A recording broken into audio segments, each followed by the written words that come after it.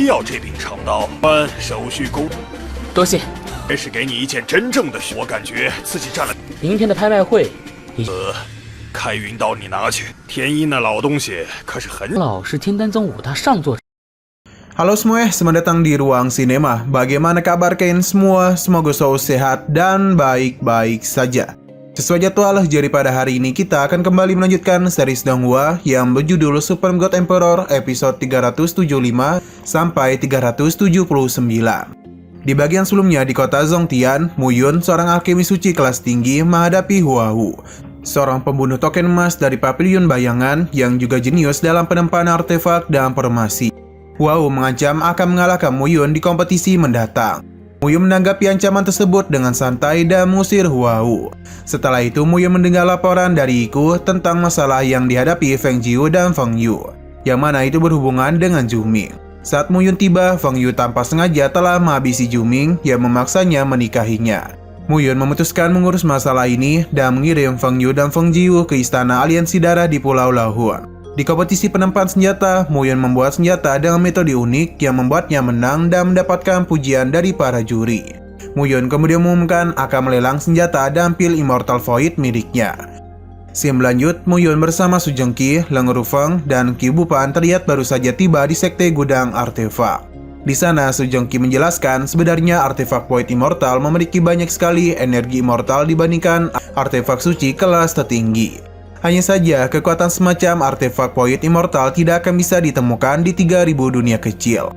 Jadi, artefak dan pil Void Immortal yang dimiliki oleh sekte gudang artefak dan sekte pil surgawi semuanya diturunkan dari alam atas. Mereka berempat kemudian pergi ke sebuah pavilion gudang artefak untuk memberikan hadiah artefak Void Immortal kepada Mu Yun. Saat berada di depan pavilion, Mu Yun dikejutkan oleh penglihatannya yang melihat adanya formasi pelindung. Lantas dengan kemampuannya, Mu Yun pun langsung mengambil langkah ke depan dan mencari titik aman untuk melewati formasi pelindung tersebut. Ketika itu, Su Zhengqi menjadi sangat terkejut dengan adanya formasi pelindung, sehingga ia pun langsung menyuruh Leng Rufeng dan Qi Bupan untuk menonaktifkan formasi tersebut.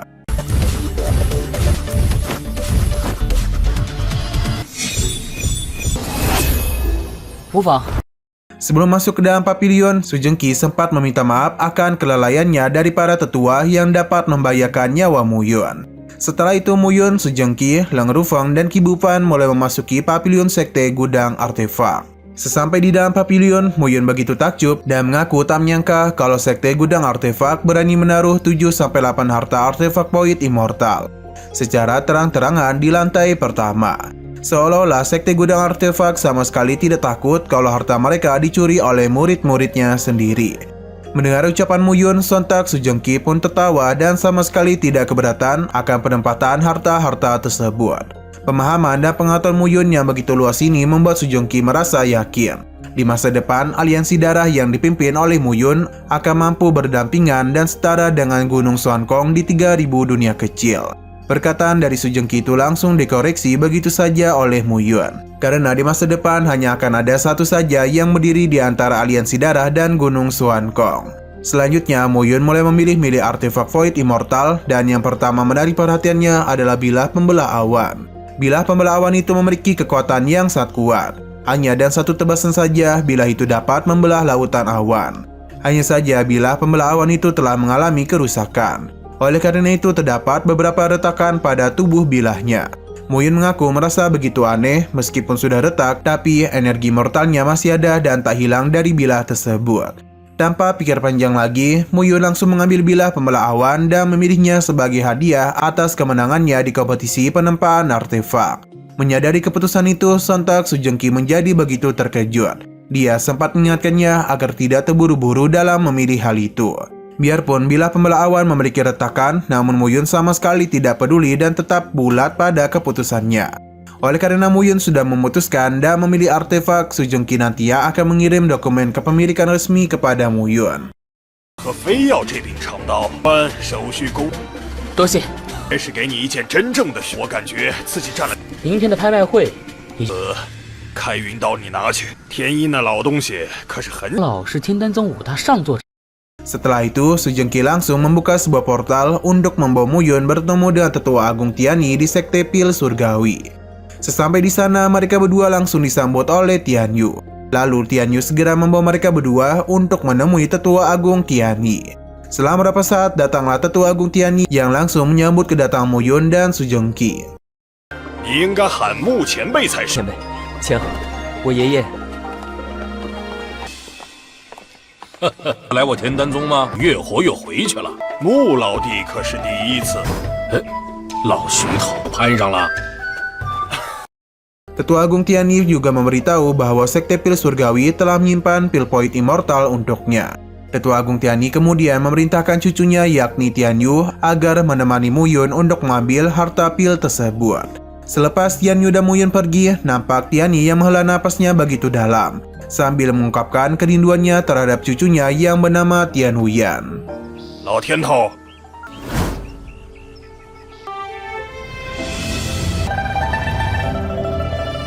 Sementara itu di tengah-tengah perjalanan Tian Yu dalam mengantar Mu Yun, Tian Yu sempat mengaku merasa kagum dengan pemahaman Mu Yun tentang pil suci kelas atas dan pil suci kelas terbaik. Tian Yu juga merasa percaya diri kalau dirinya memiliki pemahaman yang setara dengan Mu Yun dalam pemurnian pil suci kelas rendah. Terkait dengan keterampilan Mu Yun, Tian Yu mencoba bertanya, bagaimana biasanya Mu Yun memurnikan pil suci kelas terbaik dengan 18 pola. Mu Yun pun menjawab, di dalam keterampilan pemurnian pil, salah satu aspek yang paling penting adalah bakat. Menurut Mu Yun, Tian Yu adalah salah satu jenius yang berbakat dalam pemurnian pil. Jika Tian Yu dapat berlatih lebih keras, maka dia itu pasti juga akan dapat menghasilkan 18 pola. Lalu Mu Yun mencoba memberikannya sedikit pencerahan terkait 18 pola dengan menjelaskan tentang jalan agung dunia. Untuk menuju jalan agung dunia, semuanya dimulai dari jalan-jalan yang berbeda, seperti jalan pedang, jalan bilah, hingga jalan tombak. Untuk jalan pedang, seseorang setidaknya harus dapat memahami niat pedang yang bisa ia latih dengan mencari seorang guru. Namun berbeda dengan jalan pil suci, seseorang membutuhkan lebih sekedar dari pengajaran. Mereka juga membutuhkan esensi dari permurnian pil, seperti pemahaman diri sendiri untuk mencari tahu yang benar dan mencari tahu alasannya. 也没有独自创造丹方的能力。不过他可是仙丹，按他的话来装一装，没什么。天宇兄，八道丹文的绝品。 Setelah mendengarkan penjelasan dari Mu Yun, Tian Yu langsung mengambil pil poid immortal dan memberikannya kepada Mu Yun. Pil poid immortal yang telah disiapkan oleh Tetua Agung Tian Yu untuk Mu Yun kali ini adalah pil esensi 100 lubang. Ketika memberikan pil esensi 100 lubang kepada Mu Yun, Tian Yu secara tak sengaja berkata sangat disayangkan jika pil ini diberikan kepada Mu Yun. Pada saat yang bersamaan, Tian Yu langsung meminta maaf kepadanya dan menjelaskan alasannya mengucapkan kata-kata tersebut. Tian Yu sebenarnya memiliki seorang adik yang bernama Tian Huyan. Menurut Tian Huyan itu memiliki pola pikir dan temperamen yang sama dengan Mu Yun. Namun sayangnya sesuatu yang naas telah menimpa Tian Huyan. Di waktu yang sama, seorang pengawal datang melapor kepada Tian Yu kalau sesuatu telah terjadi kepada Tian Huyan. Mendengar laporan itu, Tian Yu pun bergegas menghampiri adiknya di kediamannya bersama dengan Mu Yun. Saat mendekati kediaman Tian Huyan, Mu Yun sempat dikejutkan oleh formasi penekan yang menyelimuti kediaman tersebut. Sesampai di sana, terlihat Tian Huyan yang menjerit kesakitan dan sama sekali tidak dapat mengendalikan dirinya. Seolah-olah Tian Huyan akan berubah menjadi seekor monster. Merasa tak bisa menahan rasa sakit di tubuhnya, Tian Huyan pun berteriak meminta kakaknya agar segera menghabisi dirinya. Di momen yang serupa, Tian Huyan pun benar-benar menjadi begitu liar dan sempat beberapa kali mencoba menyerang kakaknya sendiri. Tak tinggal diam saja, Mu Yun segera menggunakan 9 elemen energi, lalu menapak Tian Huyan tepat di bagian perut hingga padirnya Tian Huyan pun jatuh pingsan. Di waktu yang sama, tepat sebelum Tian Huyan jatuh pingsan, dia itu sempat meninggalkan sebuah jejak luka cakaran pada pundak Mu Yun. Melihat hal demikian, Tian Wu mulai merasa khawatir dan mencoba untuk memeriksa kondisi adiknya. Belum sempat menyentuh tubuh Tian Huyan, Tian Yu langsung dihentikan oleh Mu Yun. Dia berkata jika Tian Yu tidak ingin adiknya meninggoy, maka lebih baik Tian Yu tidak menyentuh tubuh Tian Huyan. Setelah itu, Mu Yun langsung mengeluarkan sebuah artefak yang perlahan-lahan membuat Tian Huyan kembali mendapatkan kesadarannya dan membuatnya stabil. 木修，等等，妹， Tak berselang lama, datanglah Tetua Agung Tian Yi bersama dengan Su Zhengqi. Lantas, Tian Yu mulai menjelaskan kejadian sebelumnya kepada kakeknya. Selepas mendengarkan penjelasan Tian Yu, Tetua Agung Tian Yi menjadi bertanya-tanya. Bagaimana bisa Muyun menstabilkan Tian Huyan tanpa menggunakan sebuah pil? Untuk melepaskan rasa penasarannya, Tetua Agung Tianyi mengajak Muyun untuk membahasnya secara pribadi. Akan tetapi sebelum itu Muyun meminta Tetua Agung agar memberikannya ruang untuk berbicara berdua bersama Tian Huyan terlebih dahulu. Atas permintaan dari Muyun, Tetua Agung, Su Zhengqi, dan Tian Yu segera meninggalkan Muyun dan Tian Huyan. Sesudah mereka pergi, Muyun mulai bertanya kepada Tian Huyan apa yang sebenarnya terjadi di dalam darahnya yang beracun. Racun di dalam darah Tian Huyan itu mengingatkan Muyun akan rencana darah yang dilakukan oleh Gunung Xuankong. Hal demikian membuat Muyun berpikir kalau Tian Huyan pasti pernah diculik oleh Gunung Xuankong, karena dia itu memiliki garis darah binatang suci lalu pergi melarikan diri. Muyun mengaku sangat mengenal racun darah itu, yang merupakan garis darah dari binatang suci Kirin Darah Ungu. Dari kejadian sebelumnya, Muyun juga mengetahui kalau Tian Huyan pasti tidak mengerti cara menggunakan kekuatan garis darah tersebut. Itulah sebabnya tubuh Tian Huyan malah dikendalikan oleh garis darah binatang suci. Muyun memberitahu bahwa ia memiliki sebuah cara untuk mengatasi tekanan dari garis darah binatang suci. Selama Tian Huyan bersedia pergi bersama dirinya ke aliansi darah, maka Muyun akan membantu Tian Huyan dan memberitahu caranya. Setelah itu Muyun langsung pergi keluar dan membiarkan Tian Huyan untuk memikirkan hal itu. Ketika Muyun pergi keluar, terlihat Tian Yu, Su Zhengqi, dan Tetua Agung Tianyi sedang menunggunya. Untuk melepaskan rasa penasaran mereka, Tetua Agung Tianyi pun bertanya apakah Muyun dapat menyembuhkan Tian Huyan. Muyun menjawab bahwa ia memang dapat menyembuhkannya. Akan tetapi untuk menyembuhkannya secara total, Tian Huyan harus bersedia ikut bersama dirinya dan menetap di Istana Aliansi Darah selama 1-10 tahun. Di waktu yang sama, Tian Huyan datang. Ia mengaku bersedia untuk meninggalkan kota Zhongtian dan pergi ke Istana Aliansi Darah. Setelah itu, Su Zhengqi pun memberikan penawaran kepada Muyun untuk melakukan sebuah kerjasama dalam perdagangan senjata antara Sekte Gudang Artefak dan Aliansi Darah. Selain menawarkan sebuah kerjasama, Su Zhengqi juga meminta Muyun agar menjadikan cucunya yaitu Su Zhongming sebagai muridnya selama 10 tahun. Oleh karena kerjasama ini akan menguntungkan bagi aliansi darah, maka Muyun pun memutuskan untuk setuju. Tak hanya Sekte Gudang Artefak saja, sebagai rasa terima kasih, Tetua Agung Tianyi juga bersedia untuk melakukan kerjasama antara Sekte Pil Surgawi dengan aliansi darah. Setelah itu, Su Zhengqi segera membuat sebuah portal dan Tetua Agung Tianyi langsung mengantar Muyun menuju markas Papilion Tianbao. Sesampainya di markas Papilion Tianbao, Muyun segera menghampiri Xing Mangyu dan Wang Xinya. Lalu dia mengajak mereka untuk menemui Baoling. Alasan Muyun ingin menemui Baoling adalah untuk mengurus acara pelelangan artefak dan pil poid immortal yang akan diadakan di Papilion Tianbao. Sebelum pergi menemui Baoling, Xing Mangyu dan Wang Xinya sempat memberitahu bahwa ada seorang pemuda bernama Meng Yun yang telah menunggu Muyun selama berhari-hari di depan pintu kamarnya.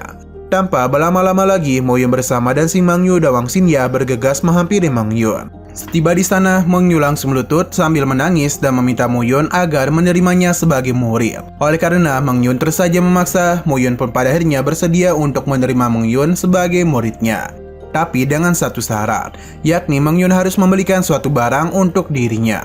Padahal demikian, Meng Yun pun sontak menjadi sangat gembira. Saking senangnya, Meng Yun langsung pergi untuk mencari barang tersebut tanpa mengetahui barang apa yang dimaksud oleh Muyun. Muyun kemudian segera pergi menemui Baoling, karena Muyun berencana akan memunikan sebuah senjata poid immortal dan memanfaatkan bilah pembelah awan miliknya. Ketika bertemu dengan Baoling, Muyun meminta Baoling agar meminjamkannya satu ruangan penempaan dengan tingkat tertinggi.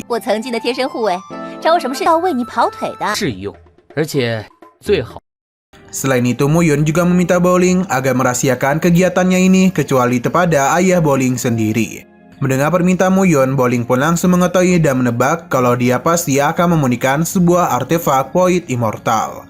Baoling memberitahu bahwasannya kegiatan pemurnian artefak poid immortal tidak dapat disembunyikan, karena tetap akan ada sebuah fenomena langit dan bumi ketika artefak poid immortal muncul. Meskipun begitu, Muyun tetap menyuruh Baoling untuk merahasiakannya. Sedangkan untuk masalah fenomena langit dan bumi, Muyun mengaku dapat mengatasinya. Singkat waktu, Muyun terlihat sedang berada di ruang penempaan dan memegang senjata bilah artefak poid immortal kelas 2 miliknya. Di waktu yang sama, golongan Justi yang bertanya kepada Muyun, apakah dia itu sedang mencoba menggunakan energi immortal yang tersisa di belah pembelah awan untuk membantunya dalam meningkatkan artefak suci kelas 10 menjadi artefak poid immortal kelas 1. Muyun membenarkan perkataan gulungan Juxian. Muyun berencana akan mengeluarkan energi immortal di bilah pembelah awan, lalu menaruh energi immortal itu di senjata suci kelas terbaik tingkat 10. Sehingga bilah pembelah awan akan menurun menjadi senjata point immortal kelas 1. Dan begini maka Muyun akan memiliki 2 senjata point immortal kelas 1. Untuk melakukan hal tersebut, satu-satunya metode yang dapat Muyun gunakan hanyalah teknik pemurnian darah saja. Untuk melakukan hal tersebut, satu-satunya metode yang dapat Muyun gunakan hanyalah teknik pemurnian darah saja. Namun, penggunaan teknik pemurnian darah di dalam penggabungan pola penempaan senjata sangatlah berbahaya. Oleh karena itu, Muyun meminta Wang Xinnya dan Xing Mangyu untuk menjaga dirinya. Tanpa berlama-lama lagi, Muyun langsung mengeksekusi penarikan energi mortal dari dalam bilah pembelah awan. 迅猛需要钱的地方太多，一元丹足够了。 Di sisi lain terlihat ayah Baoling yakni Master Bao menjadi begitu emosi ketika mendengar kabar kalau Muyun ingin memunikan senjata point immortal di Pavilion Tianbao. Selain itu, Master Bao juga menyadari bahwa Muyun tampaknya akan membangun sebuah perdagangan aliansi darah dengan memanfaatkan kerjasamanya bersama dengan Sekte Gudang Artefak dan Sekte Pil Surgawi. Dengan terbangunnya perdagangan aliansi darah, maka aliansi darah akan menjadi saingan bagi Pavilion Tianbao, Aula Lanjin, dan Pavilion Bayangan di 72 pulau selatan. Muyun dapat merekrut banyak murid untuk dijadikan sebagai alkemis, dan juga penempa senjata yang dapat membangun aliansi darah dalam bidang perdagangan. Selain itu, dengan kemampuan Muyun yang sangat luar biasa, Muyun dapat memperkuat perdagangan aliansi darah dalam waktu yang singkat, lalu mengelola jaringan hubungan dan saluran transportasi di seluruh penjuru 3000 dunia kecil. Peningkatan dan perkembangan Muyun di 3000 dunia kecil terhitung sangat signifikan. Hal demikian pasti akan mengundang amarah dan gangguan dari Gunung Suankong. 灵儿，你不会喜欢上他的夫婿是要如同云尊者那般。 Selang beberapa saat mereka dikejutkan oleh terjadinya sebuah fenomena petaka guntur yang tampaknya berasal dari arah ruangan penempaan senjata Pavilion Tianbao. Ini dapat menjadi tanda-tanda yang menunjukkan kalau Muyun telah berhasil memunikan senjata point immortal. Kejadian fenomena petaka guntur juga sempat disaksikan langsung oleh beberapa petinggi sekte-sekte dari jarak yang sangat jauh. Bahkan fenomena itu juga membuat ketua dari sekte Qixing yakni Xing Wuji dan putranya yaitu Ji Xihang menjadi sangat terkejut. Di sana, Xing Wuji mengaku sama sekali tak dapat menerawang dan memperhitungkan masa depan Muyun. Ini bisa terjadi disebabkan karena kemungkinan Muyun lebih kuat daripada Xing Wuji. Hal demikian sontak membuat Xing Jihang terkejut. Pasalnya, menurutnya Muyun tidak sekuat Xing Wuji. Lantas bagaimana Xing Wuji tak dapat menerawangnya? Xing Jihang memberitahu bahwa ini semua sudah menjadi takdir dan kini yang Xing Jihang tahu hanyalah nasib dari sekte Qixing yang tergantung kepada Muyun. Sementara itu, Muyun terlihat sedang berusaha untuk menyelesaikan proses pemurnian. Akan tetapi pada waktu itu, ia mendapatkan tekanan karena bilah pembelah awan terus-menerus ingin menyerap petaka guntur. Bahkan bilah pembelah awan juga sempat menyerap darah Muyun. Hingga pada akhirnya Muyun memutuskan untuk mengaktifkan kitab darah abadi untuk menekan petaka guntur. Pada saat yang bersamaan, bilah pembelah awan menjadi begitu liar dan mendadak bergerak menyerang ke arah Muyun. Tak tinggal diam saja, Muyun bergegas menahan serangan dari bilah pembelah awan, sekaligus memberikan tekanan kepadanya. Alhasil Muyun pada akhirnya berhasil menguasai bilah pembelah awan dan menyelesaikan proses pemurnian.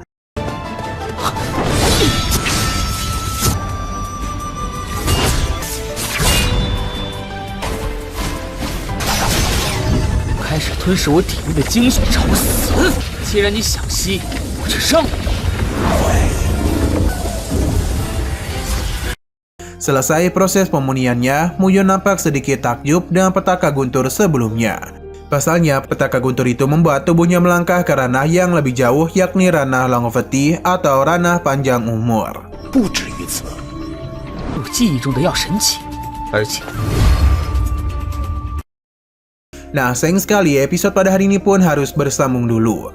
Oke, sekian dulu pada video kali ini. Untuk video selanjutnya akan segera hadir. Jadi bagi kalian yang ingin mengikuti series ini, langsung saja klik subscribe dan aktifkan loncengnya. Terima kasih yang sudah menonton video sampai habis. Jika kalian suka pada video ini, klik like dan share ke teman-teman kalian tentang channel ini. Dan ditunggu aja kelanjutannya. Oke, sampai jumpa di video selanjutnya.